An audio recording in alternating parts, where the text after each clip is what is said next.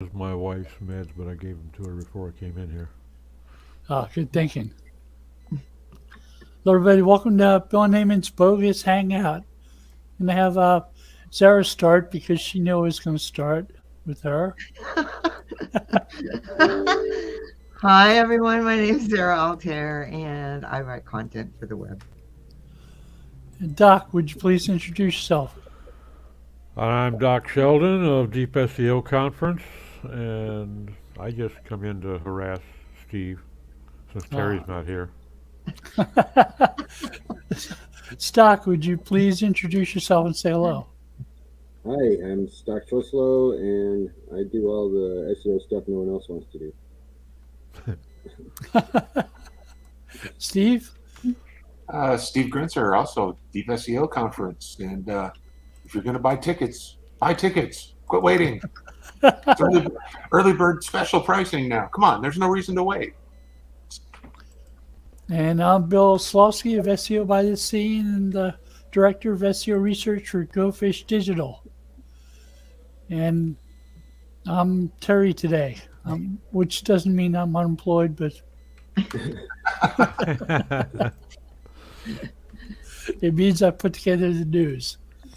So one of the news stories is Twitter might have an edit button soon. Yeah. Would you edit your tweets? I don't edit my emails or blog posts. You know, I saw somebody respond to that on Facebook that made a very valid point. If I make a post and you share it, what prevents me from coming back and editing it and dramatically changing the tone of it? Right. Oh, and then the share is not what Yeah, you that's what thought I it always was. thought about it too. Now I have seen where I had made a post and somebody shared it, and then I discovered a typo, and I went to the original post and corrected the typo, and the share was not corrected. So maybe that's okay. Maybe that it grabs it as it is at that moment, and then any editing doesn't change the shared version. Hmm. I don't think that an edit on Twitter is a good thing because Twitter is very stream of consciousness, very timely. Yep. And having people go back with the ability to edit, I'm not saying that people would do things nefarious because heaven forbid, Oh, no. but it would be very easy to get people to agree to things they wouldn't normally. Well, I agree because what you did 10 minutes ago is long gone on Twitter. I mean, the stream just keeps streaming. I've written blog posts 10 years ago and had people rewrite them for places like Maz 2 months later and Yeah. get them wrong. Yeah. And then Yeah. have people running that Maz ship making stuff up that's 5 weeks ago that's based on that wrong stuff. Mhm. And it's like you're making stuff up. Yeah. And people start arguing, so what if they made something up? Well, it's like Okay. we were talking earlier before the show about some work I did in the gold industry way back in the old times, and I was interviewed by a local news station, and the questions that they asked me for the interview and the questions that were presented on the news with my answers were not the same thing. Same answers, different questions, huh? Yes, and Love on that. top of that, they had spliced in stock footage of areas like from Colorado. It's like there are no moose in this part of New Mexico. Why would you show a picture of a moose? And it was just ridiculous. And ever since then, I have not trusted anybody with the ability to edit anything.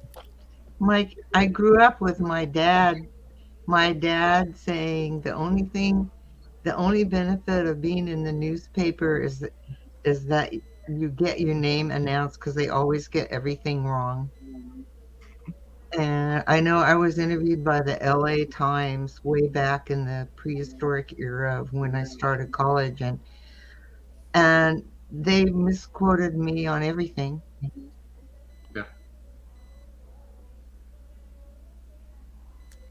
Well, that's another thing as you edit too, is if I respond to a question and then you change the nature of the question just by changing one word, that can often change my entire answer. Yeah. Yeah. And make my answer completely wrong by that one word change. I lived in Delaware, and the guy who's now the president of the United States was a politician in Delaware at the same time. He used to eat lunch at the same spot I used to eat.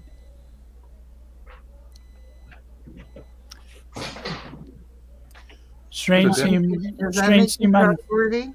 strange seem on TV saying stuff. He talked more than anybody else I knew. Yeah. Sounds right. Hmm.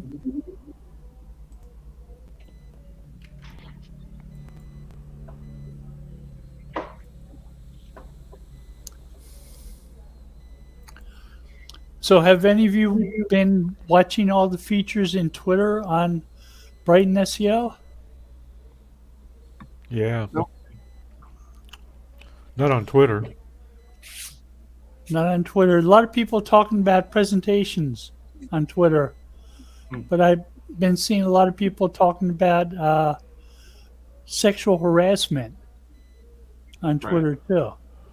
Yep. Is that something that's gone away from U.S. conferences? It's just, Brighton had a rather high visibility incident here 3, 4, 5 years ago, I guess it was, that should have put them on notice that they needed to be on top of that kind of stuff. And there's been a number of incidents at PubCon, and there's been incidents, I believe it was SMX Advanced, it may have just been SMX.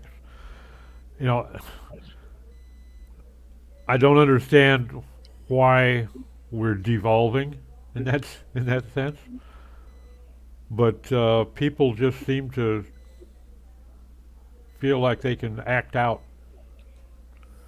Yeah. Back in the 50s and 60s, going to a sales conference, Yeah. that was synonymous with a free night of hookers and blow. I mean, everybody was going to go and do whatever the hell they want to, and it was anonymous. And Well, and we had the same thing in the 80s and 90s. In the 80s, we were doing video game conferences. We had booth babes everywhere. yeah, And in the 90s, you started going to affiliate conferences where, the affiliate managers were bringing the girls. And I mean, even SEMA was really bad for a long time.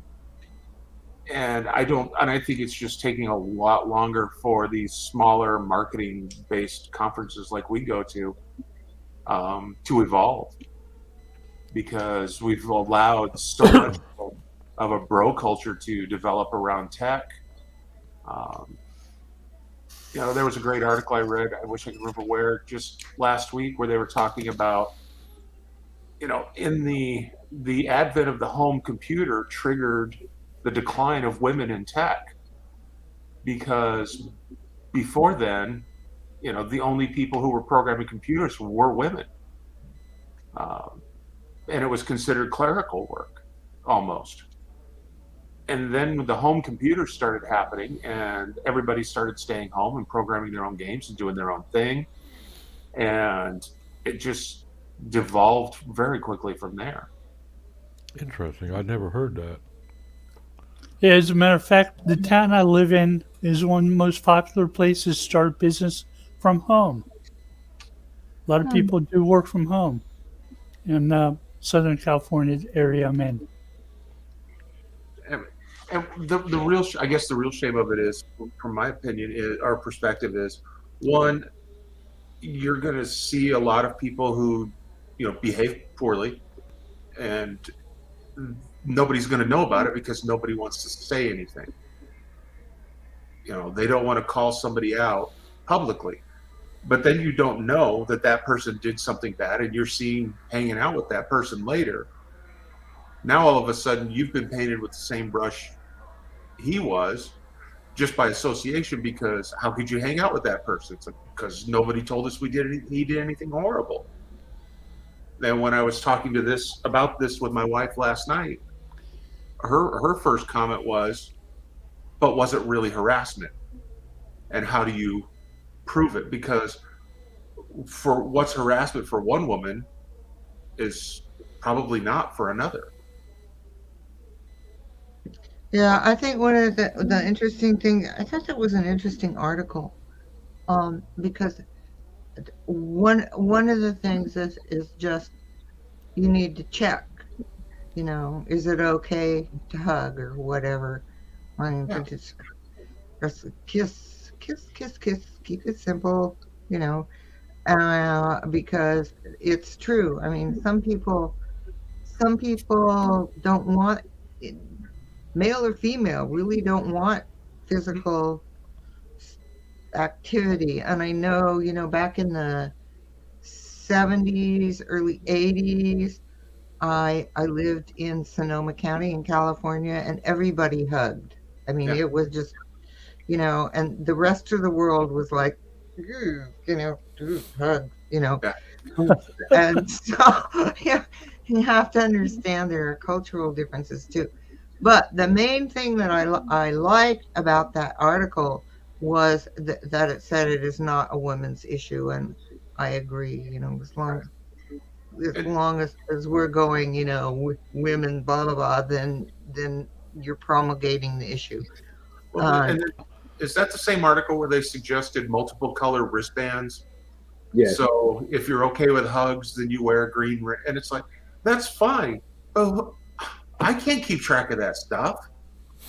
How am I supposed to know that? I just blue ask, wristband- no matter what the wristband Yeah. color is, I mean- because I wouldn't remember if green was blue or red or whatever. But I would definitely ask. And that's what I've had to start doing. The last conference I went to was 5 or 6 years ago. It was an Amazon conference, and one of the things that they had, one of their, session, or one of the things they did is they had you put on a name tag that said what you had to offer, and another name tag that said what you needed, so that you could walk around and just look at people's name tags and find who you wanted to talk to that way.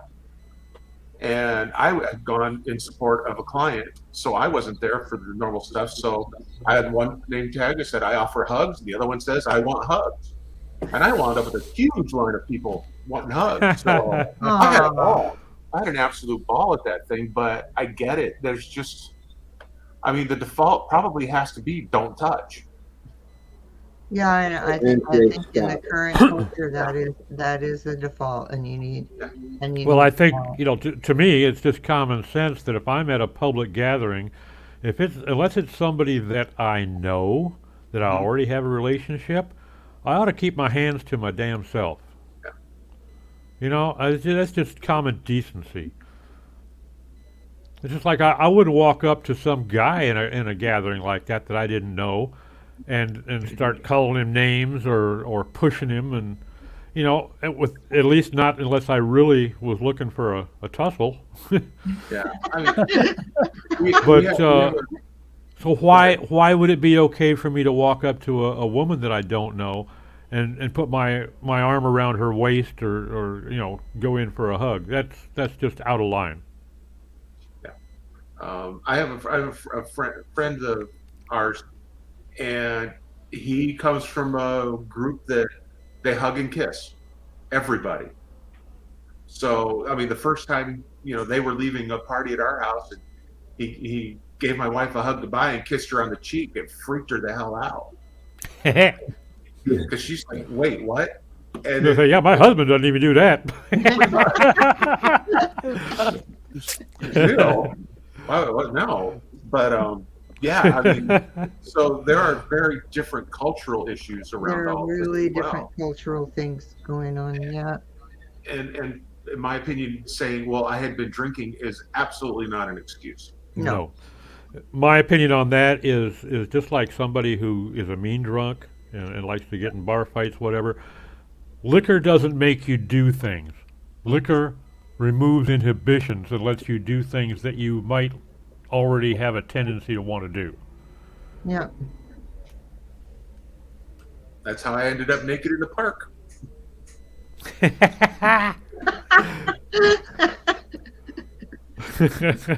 But not at a conference, right? At a conference.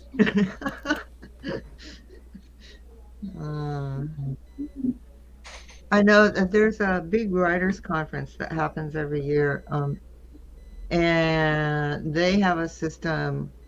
They don't have wristbands. They have, name tag label thingies. They color code according to, your touch preference. But I think there are words involved too, as I remember, like, you can hug me and stuff like that. Because people really are different. And, It's like my daughter, when I go to visit her and she introduces me to her friends, the default question is, do we hug? And it's yes or no. And it's simple. And, 90% of the people say yes. And it's awesome. And the 10% who say no, that's fine too.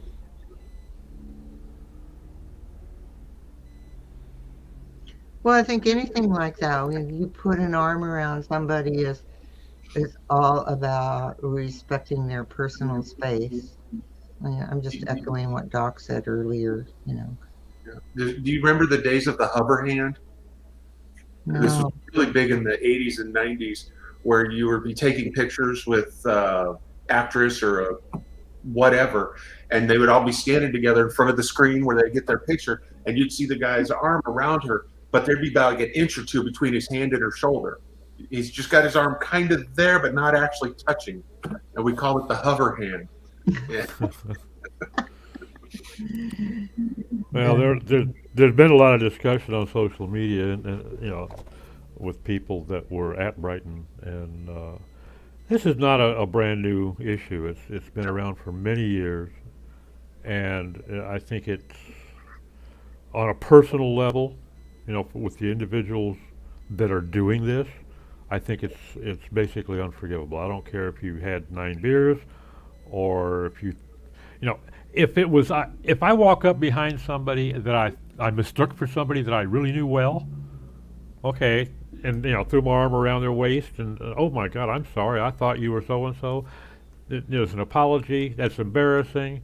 Hopefully, it doesn't create a situation, but that's about the only situation I can imagine outside of already having a very friendly relationship with somebody where it's okay. And I have seen situations at gatherings where somebody did know somebody well enough, they went in for a hug, and somebody else nearby took that as a signal that it's okay, and they went in for a hug. And it's like she was, wait, hold it. Do I know you? Come on. People were adults. Let's start acting like it.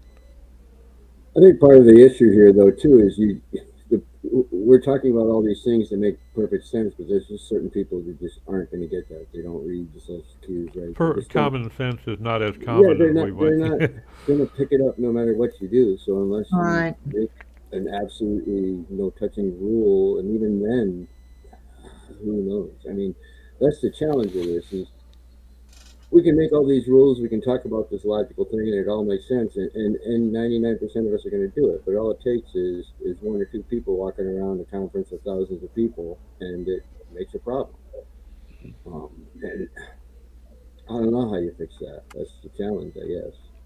All right. I mean, I think it came up because Brighton just happened, and I don't think that it's like you single out the Brighton conference because that's the place where it happens, and it doesn't happen anyplace else. I mean, it happens. It happens at many of the conferences. Yeah. I brought it up because it seemed to be something people were talking about a lot. Mm-hmm. Yeah, it's important to talk about, and somebody, just as there's one person who's going to do it, if enough people hear about it and start thinking about it, maybe there's that one person who figures out the answer. unless you're talking about it and trying to figure it out, nobody's going to come upon the answer. You know. Well, it's certainly not going to go away by ignoring it. Correct. And that, boys will be boys crap should have gone away decades ago. See, I don't know. See, in my world in this industry too, it's not dominated by men, and I realize it. I guess it is in reality, but I mean, I came up in like the forum that Kim Berg owned, and Jill Whalen helped her run it, and I'm sure there was guys involved too.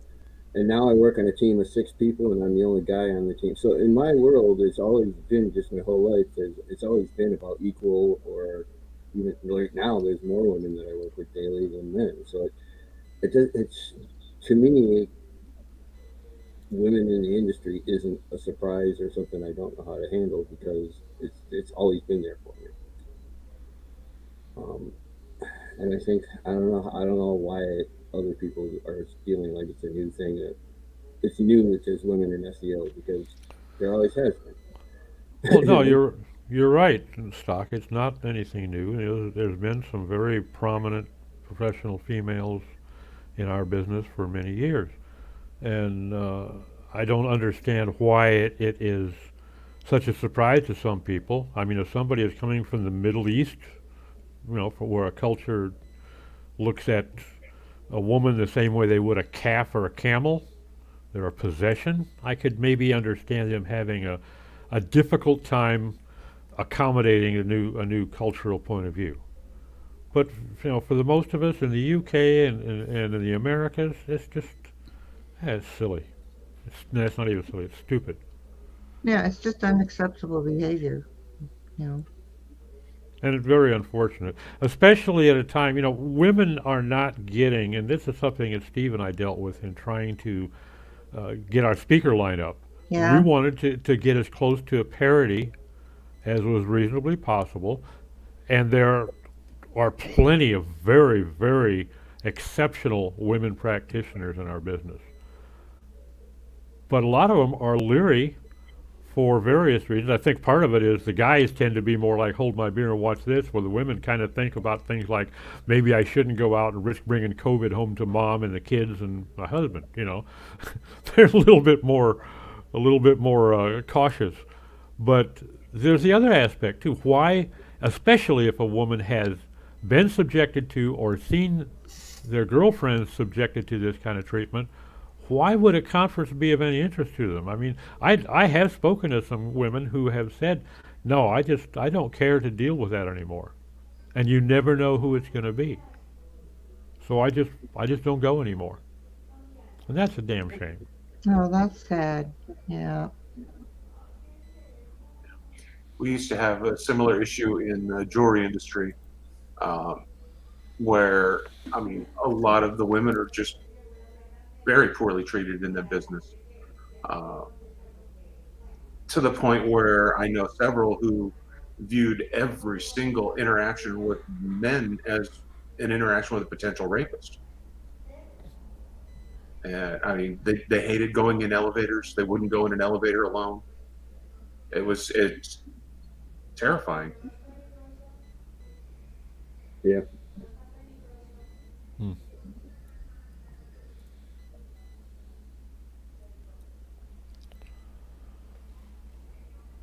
Well, part of the outcry over Brighton has been, from folks who are around there, that we should publicly uh, blame and shame. And I had a conversation with somebody this morning who was there, and they made the very valid comment that, you got to consider the fact that, okay, a guy had too many beers, he did something stupid, now you publicly shame him, and all of a sudden his marriage falls apart. And my first reaction to that is, not my problem. I'm sorry for his wife and kids, okay? I'm not sorry for him. It's just, you should have thought about that.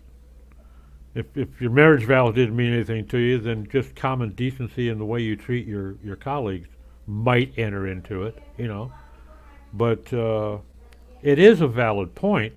So there has to be a grain of salt, a certain amount of caution before you just somebody crucify somebody publicly that may have just inadvertently brushed against someone on the way through the crowd. And the person they brushed up against this was overly sensitive and went off on a tirade. So it's somewhat touchy. It's a tough nut to crack. It is. It's hard to it's hard because I bring this up again when they stated in the article that it's not a women's issue, but some women consider it a women's issue. So if they are inadvertent, let's say it's inadvertent, right? You're in a room and somebody inadvertently bumps your shoulder or whatever, they take that as an aggressive act when it was an inadvertent act. So then it gets blown out of proportion. Well, yeah, and it's a tough one to handle. You It's really a got to really tough exercise one some to real handle. judgment. Yeah. But by the same token, I look at who was that kid, the rapist that somebody came across him raping a girl behind a dumpster, Yeah. and the judge Oh, decided the he had such a dude, yeah. glowing potential future that he gave him a slap on the wrist, ludicrous light Yeah, sentence. that was outrageous. Oh my God, that just made me see red. So I'm sorry. My tendency is to, give him a beat down, and if I jump the gun, I'll apologize. I'll be the bigger man. But it's just I don't know. As a group of adults and professionals, I should think that this mob mentality of trying to police it shouldn't be necessary. We ought to be able to do that on an individual basis. Before I got into SEO, I worked in state courts, and I worked with lots of male and female practitioners, people who worked as administrators of the court, helped run it. And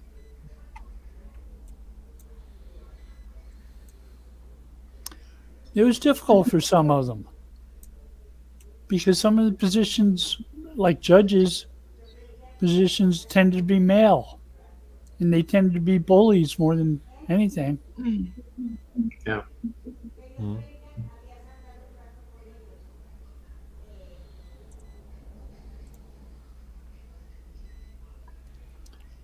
I worked in a predominantly male environment, which was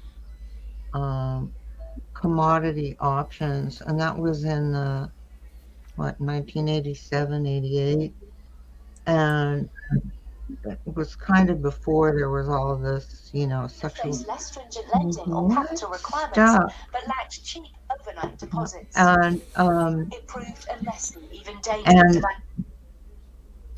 and I don't know, there were 63 people on the floor, they call it, and 3 of them were women. And women would come in and they'd leave within a couple of weeks to a month because they were uncomfortable with the male environment. And this was before any, sexual harassment. So sexual harassment in this day and age includes jokes, right? I don't want to tell you the jokes flew all day long in that crowd. Yeah. So you just had to let them fly. Yeah. I remember one of the restaurant franchises I worked with way back had a sexual harassment lawsuit that they settled because one of the female employees overheard a conversation between 2 male employees who were in another office with the door closed. She was listening at the door because she thought they were talking about her. And she heard one of the guys say something to the other guy and decided she had been sexually harassed, and they paid her $30,000.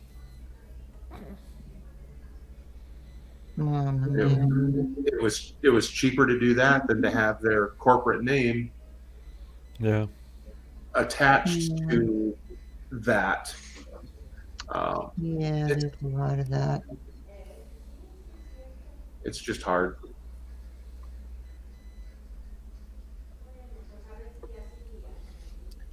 But I think there's also the thing that as a woman, you just have to stay aware.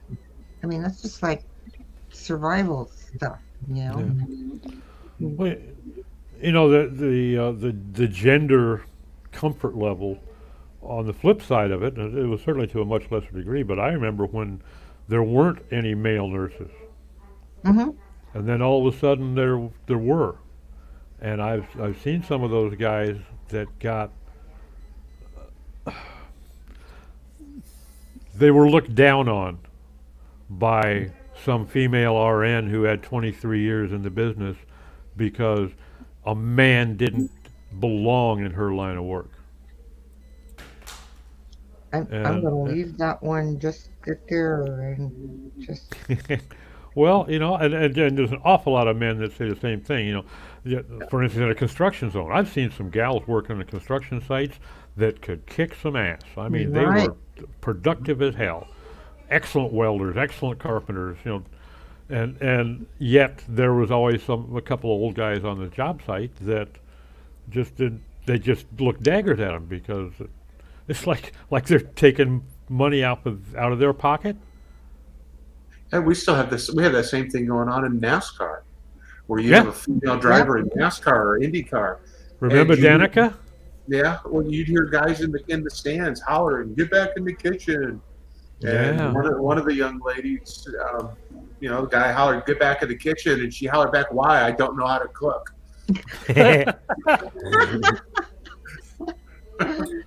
Well, poor Danica put up with an awful lot of both prejudice and harassment because, you know, unfortunately, in that regard, because she happened to be quite attractive, so she got a lot of harassment. But there was an awful lot of drivers that wouldn't have helped her out of her car if it was in flames because they just didn't think that a woman should have been working on the track. I don't know. We're not evolving. We're not there yet, that's for sure. Somehow or other, we spun out. We're going the wrong direction. Maybe we could solve it all by going into AI generated SEO. How's that for a segue, Bill? Oh boy, is it a segue? Eh?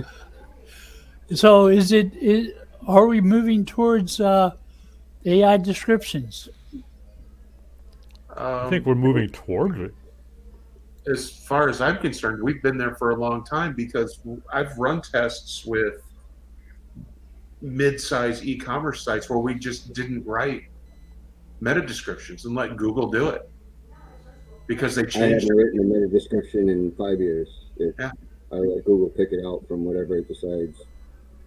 Because it's different search terms, and so it always does a better job than I could do. I mean, if they're going to use their AI to rewrite titles and descriptions, what's the problem with using AI to write content?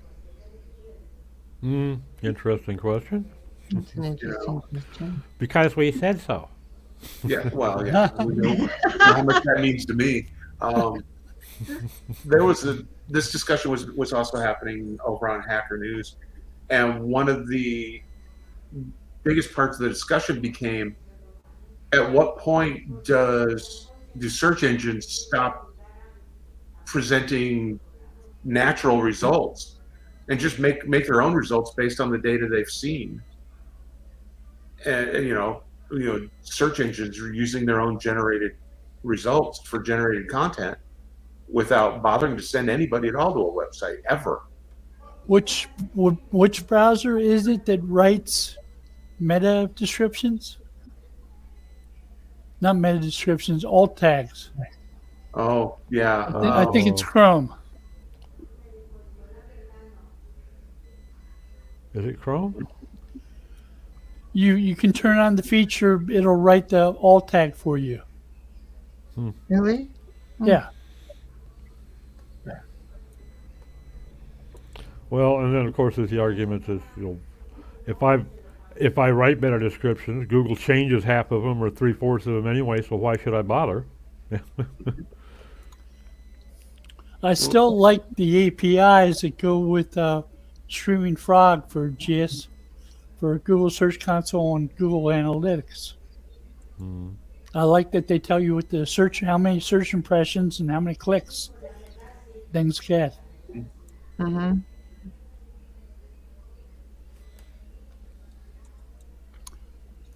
I think I think with the AI thing, I think a lot of people misinterpreted that, or overthought it.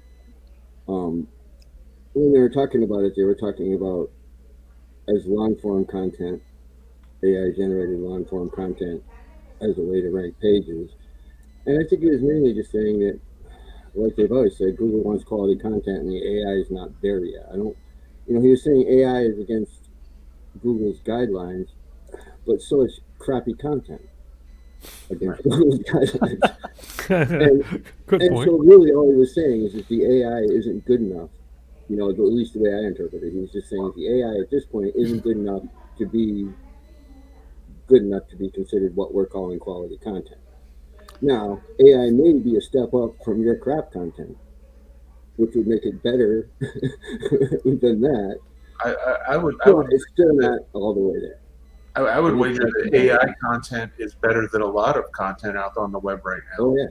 Oh yeah. I mean, so many people are just playing get the keywords in there 27 times and make sure every sentence starts and ends with the same keyword and playing that game. And at that point, AI is probably a better solution for you because both of those things are against Google's guidelines.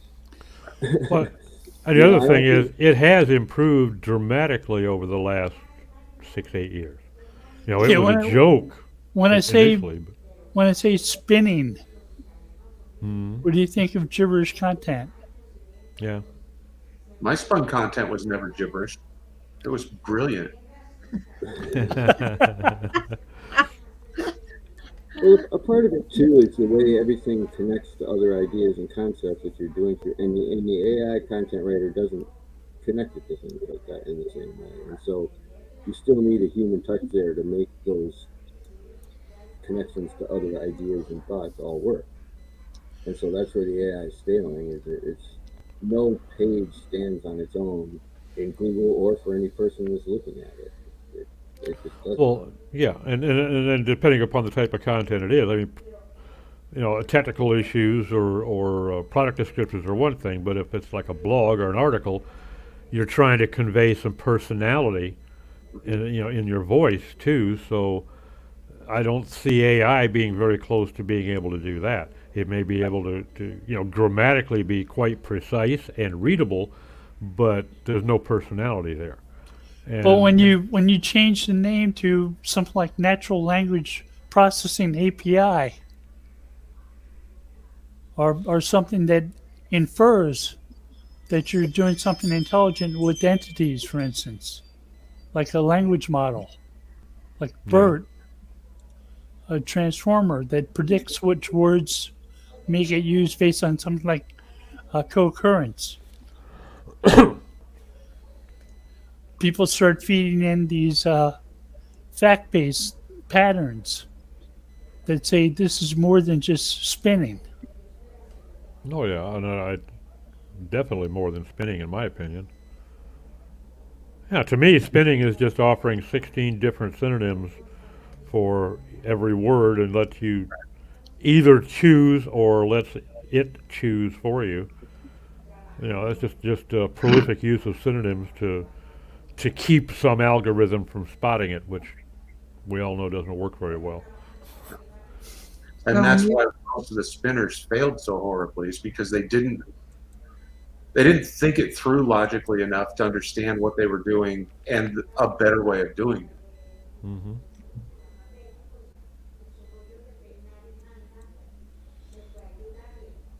I know it could be a year ago now. I can't remember.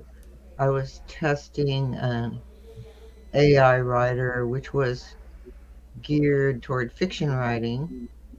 But what would happen when I would try and use it is it would create a sentence that was logical. It had a subject and a verb and Mm-hmm.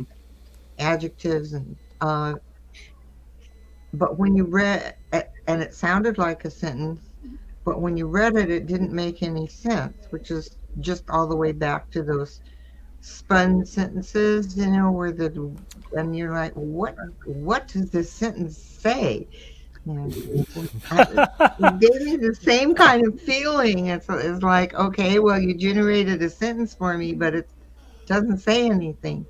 It's exactly 3 times though. It's as if you got content from somebody who is learning English as a second language. Yeah. Or fourth. Yes, it Or is. fourth, That's yeah. exactly what it's like. Yeah. All right. I got the verb in there. All right. It's not Latin. The verb doesn't come at the end of the sentence.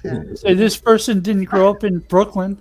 But anyway, I think AI generated content has a long way to go.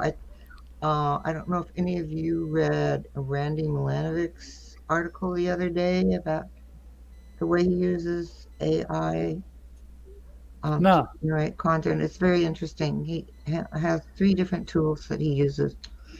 I thought it was interesting. I don't think that it's a long way off, Sarah. I think that, development is accelerating all the time too.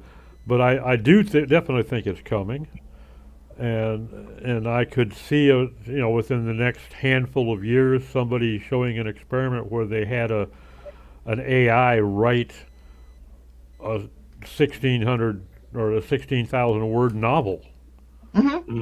that's quite readable, okay, and even enjoyable. But the thing is that AI has to be fed something. It has to if it's particularly if it's going to project a voice, it needs to have some sort of a model to characterize that voice Hmm. Well, and in then order to tailor its output. what happens to all the source material? Because it's going to get buried. You're not going to, you're going to have all this, AI content that's been put together, but you're not going to be able to know what the source material was. So you can't even check it to verify, because every time you do a search, it just brings up more reference material, and it at some point, the search engines are going to give up even trying, I think, or they're going to have to come up with a blue check mark way of marking authors and say, no, this is an original source and it can be trusted more than these sources. But then you know damn well then they would then take a generated piece of content where they have verified its sources and consider that a verified piece of content because it used verified sources. So it's it's just kind of a self-fulfilling prophecy there that it Well, all becomes original content or that none of it. Doesn't that wind up creating what we had in the housing market 12 years ago? Where you start, no, seriously, where you start taking a good content and bundling it with crap content to the point where all that's left is crap content. At which point, things start to fail, like search, because you can't find any of the good stuff because it's long gone and buried. I think there's certain niches and terms in Google right now. When you're trying to find something, you absolutely can't find it because there's so much crap out there that Google can't decide what's crap and what's garbage because there's no consensus. In most niches, there's enough. You need 5 or 6 good sites all kind of saying the same thing. And Google, okay, I understand this, and these guys are all saying about the same thing, so I have a basic understanding of this area now. But in these other areas, it's just all the spammers working, whether it's blockchain stuff or whatever. It's just impossible to find good information because it's all garbage.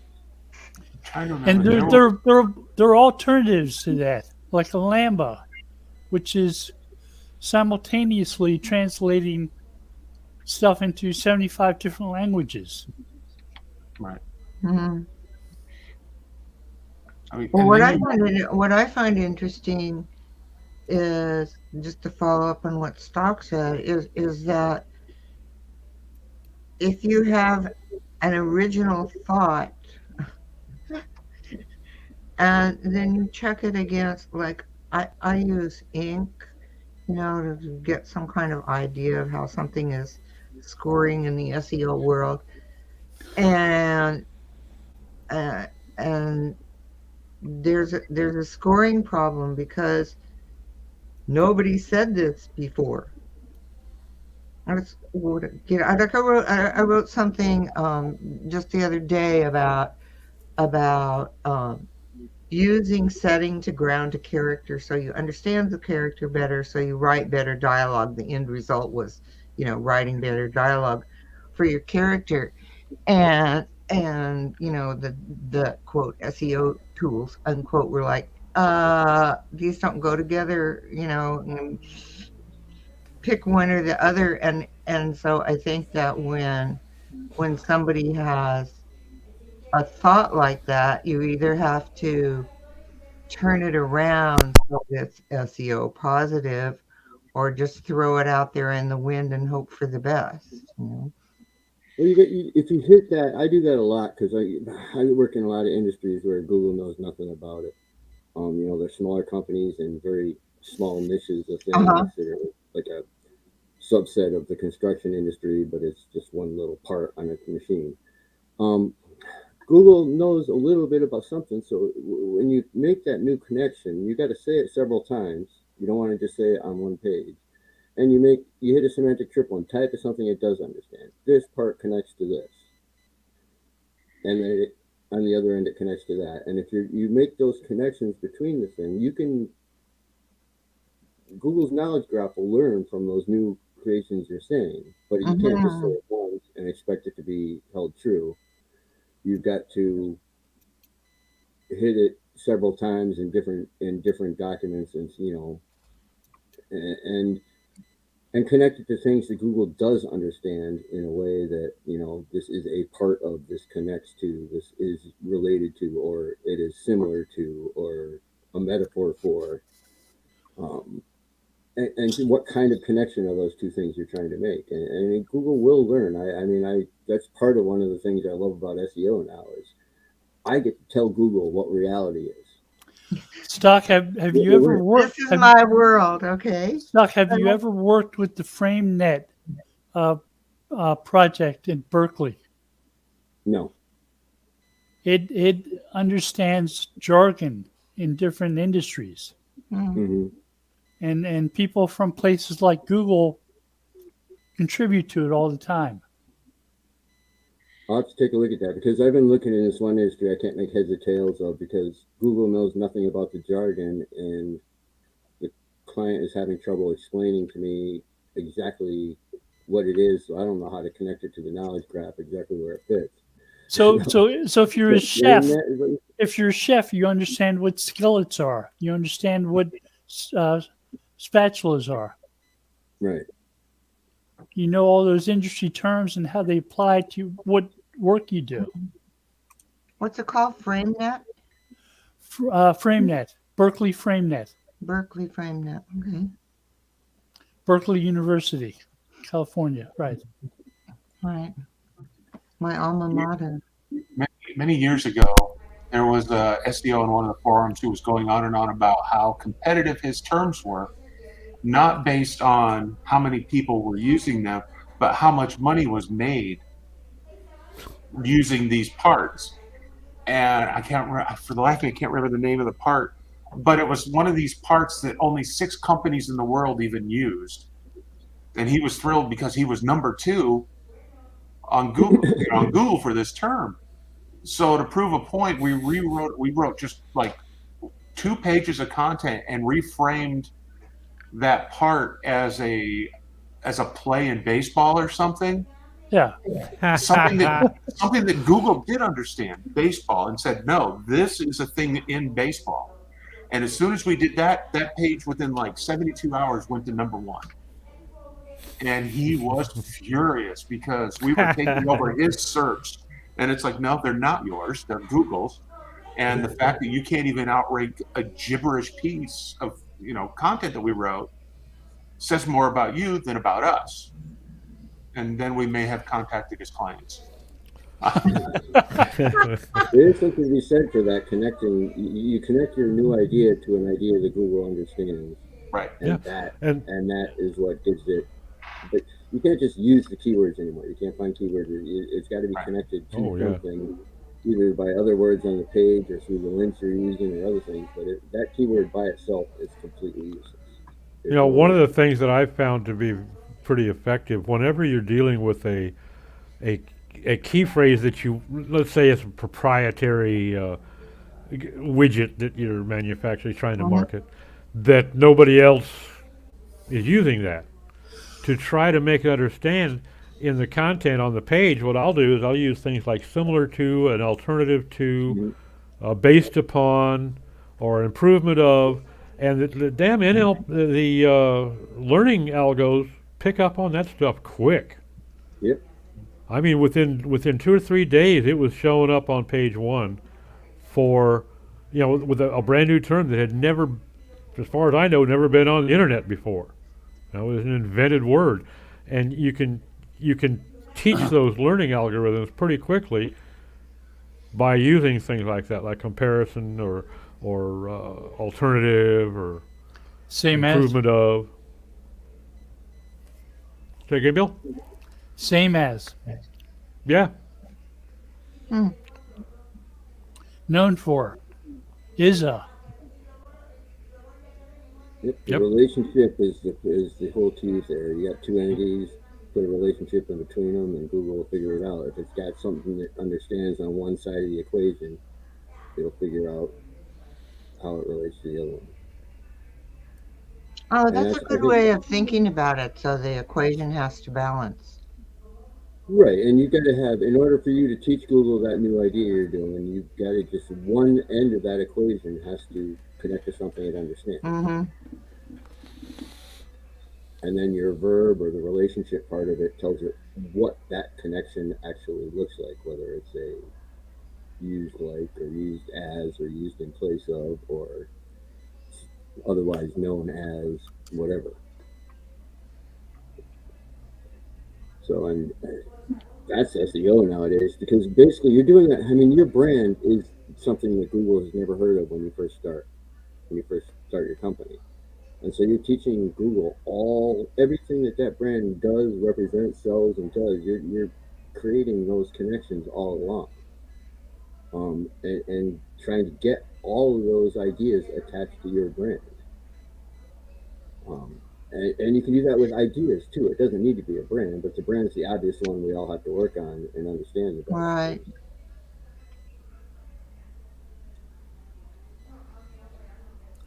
That's the idea behind tuples. Absolutely. Yep. Yep. Yeah, we open all the writers that on our team now are open up. You got your H1, and then you got an opening paragraph that basically summarizes the whole thing. And the first sentence of that paragraph or the last sentence of that paragraph has to hit some sort of semantic triple. And as long as we do that, that page will get featured snippets all day long. It'll get, it'll rank really well because Google understands what the page is about. Hmm. And Google's working on learning the intent queries behind those things.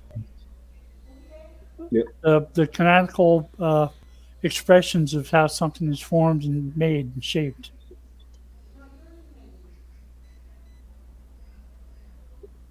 How people tend to. Google gets millions of queries a day. They look at how people write things about things, how people understand different entities, different words that relate to each other. You capture those entities, capture those templates, and Google starts saying, "Oh, just like this. I understand now." That's why schema is so powerful Mm-hmm. because Google's learning from searchers, learning from site builders.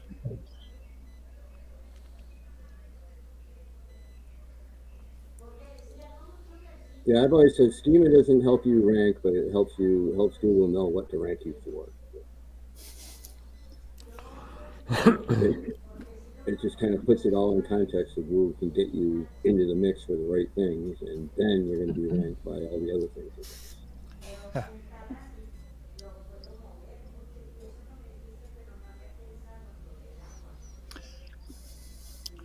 So Google doesn't crowdsource all its ideas from query logs? Ever? Right. No.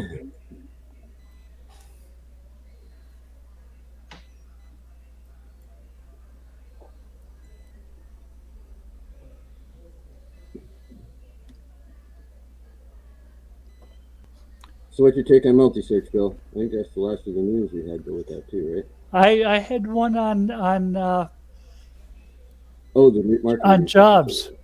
Yeah, There that's there probably more interesting. there's 600,000 people in the SEO industry who've left their jobs and are looking for new SEO type jobs. My goodness. Mhm. So there are a lot of people looking for new SEO jobs. Why did Because you? it's such easy They money. weren't good at the SEO job they used to have. Sorry, it was there. I mean, people are talking about doing stuff like public relationships management. I'm going to leave SEO and do PR. Oh, goodness. Are they that Well, different? I think there is something to be said for the fact that SEO as a standalone thing is not as useless as it used to be. It needs to be connected into some form of reality. SEO without CRO or SEO without some sort of marketing plan and some kind of end goal that's better than just more traffic and higher ranking. It's kind of useless. So I mean that connection, those people who can make the bridge between all the disciplines of marketing are going to have some good But job opportunities. But isn't something like content creation part of SEO? Not anymore. And marketing, and I mean, if you're creating content for SEO, then you're going to end up with that stuff that you're better off using AI for. If you're creating good marketing content, following some SEO standards and considering some of those elements as you're creating content, then you've got something good. But you can't approach it just as an SEO content creator. It'll succeed. But you could 10 years ago. Yeah, I think you could. You could match the key. You could play the match the keyword game and win. And I don't think you can just match the keywords and win anymore. I think you need to be doing that and making the connections like we were talking about and all those things. But you can't. It's got to be geared towards actually converting once you get the user there anyway, or it didn't do you any good to rank for it in the first place. So I think a lot of these jobs where people are going to be bridging the gap between all the different disciplines of marketing and sales and all that, I think that's going to be important. Because that line between reality is blurring. I know that working from home, being a remote worker, is something that the pandemic has brought us. Mm-hmm. And it's changed around a lot of e-commerce sites. So we have stuff like curbside shopping now. We didn't 3-4 years ago. Mm-hmm. Yeah, half the stores around here still offer that as a service. They spend all the money setting it up for the online ordering, and it really takes them 2 seconds to pick it off the shelf and bring it out anyway. So you may as well do it. What I find interesting is all the trickle-down effects of such a migration to remote work. How it's going to affect us economically and culturally in areas that are not obvious. Like, for instance, commercial real estate, office spaces. Mm-hmm. There's an awful lot of businesses that have been occupying 25,000 square feet that can do real nicely now with 3,000 square feet and a remote workforce. And that building owner now has an issue. Mm-hmm. And that saved rent and saved insurance and saved utility power can translate into greater profits for the corporation. So there's just an awful lot of trickle-down effects that I think that this migration to remote is going to be somewhat slow in coming in some areas and pretty immediate in others. Is it better having a conference room or shared Zoom meeting. Hmm. Depends on the people involved. Yeah. I think the biggest fear I have is that people lose social skills. I mean, there's certain cues you can pick up in person that you can't see or do here by. You can't see what my hands are doing now, but I could be making a fist at you. Now, if I'm sitting in a room and I see someone doing that, I can go, okay, he's not liking what I'm saying, and I can adjust what I'm doing. But you lose out that ability to react around people, and it causes problems like we talked in the first bit today. Is if Yep. you don't know how to handle yourself around people and how to read social cues, then you end up in situations like you're breaking. And I worry about people losing that ability to be around other people and know how to act off cues. That's Ah. a very real concern, I think. I worry about people not being able to handle being a certain distance away from other people. Yeah, I mean, I've been working from home for way over a decade now, and I'm not a very social person as it is, but I try, even in the dead of winter, I try and force myself to go out to the bar or to a restaurant or to hang out somewhere or some kind of social environment at least once a week, just so I don't forget how to do it. you know, because it takes practice to be around people and not read them wrong and have them read what you say wrong. I have a similar issue where I have worked from home alone for 20 years now, which was great. But in the last 6 years since my wife's retired, now we're both home together all the time. And when we go out, I don't want to go out with just her. I want to go out. I want to bring extra people as buffers so that we have somebody to talk to because we've already talked to each other about everything. And now it's just yelling at each other back and forth. So we kind of need that buffer. I think creativity will suffer too, just because you're not around the other people all the time. You gain some insight sometimes from a wonderful thought. Yep.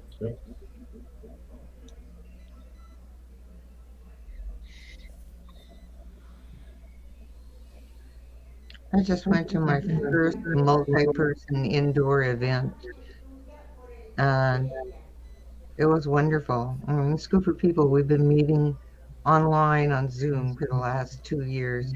It was just absolutely wonderful to see everybody in person again. Would any of you consider going to a movie in a movie theater? I go almost every week. Yep. But I go at 2 in the afternoon, and usually we're the only people in there. I don't typically do movies like that anyway, but If I want to see a movie, I got Netflix.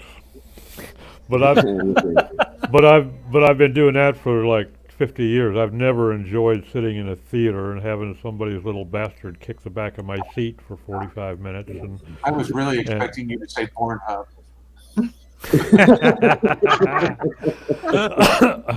I like action movies in the theater. Yeah. Yeah, some of the bigger movies is good to see on the big screen and everything, but I don't know. We discovered the last movie I saw was like the second Avengers movie, that I saw in theaters. Right. Yeah, I saw Crime Macho on HBO Max about 2 months ago. It's really good. See, and our problem is we have such poor internet out here. Streaming anything is a challenge. Yeah. Yeah. Before I shoot this, I come out on the show with you guys. I text my wife and let her know we're about to start a show, and she gets off the computer and does something else, so she doesn't take up too much bandwidth for me.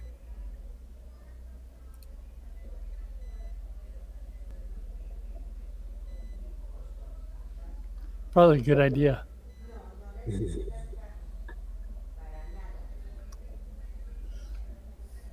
And I'm watching baseball these days. I've got MLB.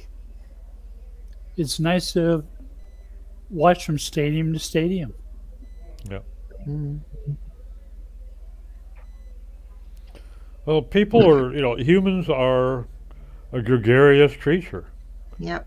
You know, we're a herd animal, and we want to be around others, and that's why things like cabin fever exist. When people get locked up in their cabin for 4 months because they're snowed under, you get weird.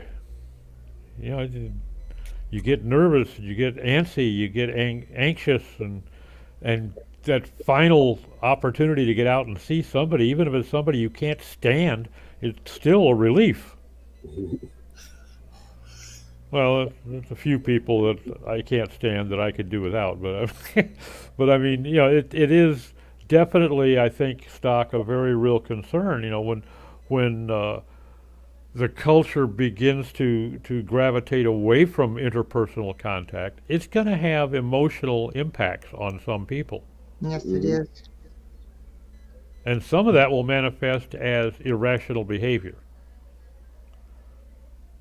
It can be depression and Sure. all kinds of things. And we're already, at least in the U.S., and I would imagine it to some degree globally, we're already seeing a lot more instances of anxiety disorders, depression. How much of that is caused by the pandemic? I don't think it's necessary. I think it certainly made it worse, but it was already pretty bad 3-4 years ago. It's already been increasing for a long time. A lot more anxiety, a lot more depression than what was present 30 years ago. At least diagnosed.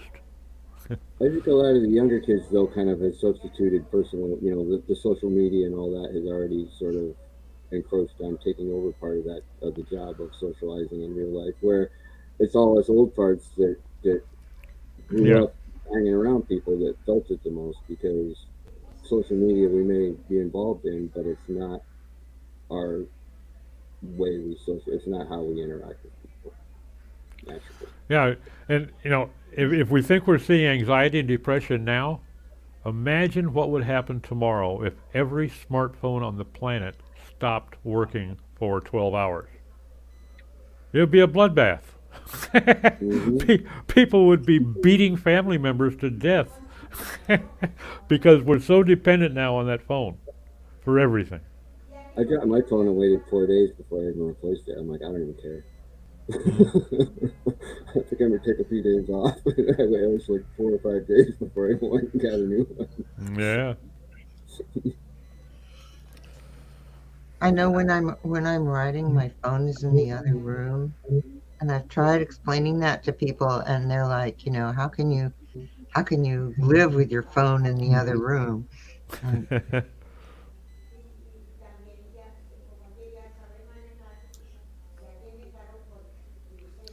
I hate to say it, but we're at the top of the hour.